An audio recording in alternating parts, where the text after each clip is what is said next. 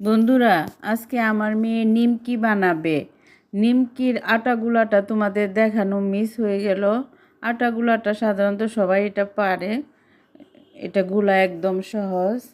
3 cup আটা নিছে, একটু লবণ, সামান্য একটু তেল আর হলো কালো জিরা, একটু পানি দিয়ে মেখে 20 মিনিটের জন্য রেস্টে রেখে দিয়েছিল।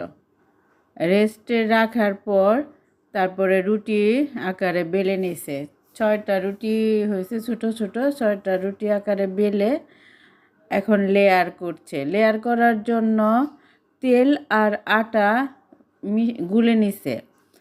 ওইটা ওই এক একটা করে রুটি দিচ্ছে আর ওই তেল আটাগুলা ওইটা দিয়ে দিয়ে ওই লেয়ার করছে। লেয়ার করা শেষ হয়ে গেলে আবার রুটিটা বেলতে হবে বড়া করে। এখন তো মোটা হয়ে যাচ্ছে, এটা বড় করে বেলে তারপরে নিমকি আকারে কেটে নিতে হবে। এই দেখো এখন বেলে নিচ্ছে, বেলে বড় করছে। রুটিটা অনেক মোটা হয়ে গেছে। বেলা শেষ হয়ে গেলে এটাকে নিমকি আকারে কেটে নিবে। কাটা হয়ে গেলে এই যে নিমকি আকারে এখন কেটে নিচ্ছে। আর চুলায় আমাদের তেল দেওয়া আছে, একদম ডিম আছে, তেলটা দেওয়া আছে। এটা কাটা শেষ হয়ে গেলেই আমরা তেলে দিয়ে দেব। আর এটা ভাজতে হয়, অনেক ডিম আছে, একদম আস্তে করে, না হলে তুমি বেশি পাওয়ার দিয়ে ভাজলে উপরে পুড়ে যাবে, ভিতরে তোমার ভালোভাবে ভাজা হবে না। সেই জন্য এটা একদম ডিম আছে ভাজতে হয়। আস্তে আস্তে ভাজলে ভিতর থেকে একদম সুন্দরভাবে হয়ে আসবে।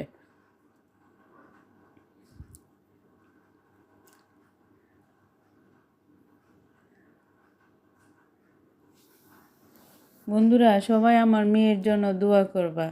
আসলে ও অনেক কিছু করতে চায় কিন্তু পড়ালেখার চাপে করতে পারে না।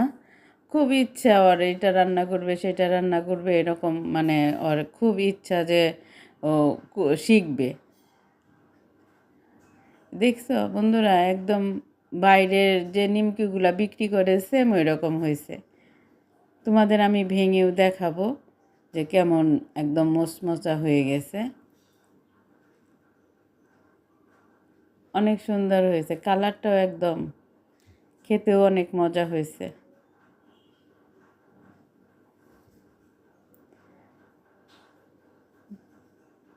বন্ধুরা, আবার বলছি তোমরা আমার মেয়ের জন্য একটু দোয়া করো। দেখো কেমন একদম ক্রিস্পি।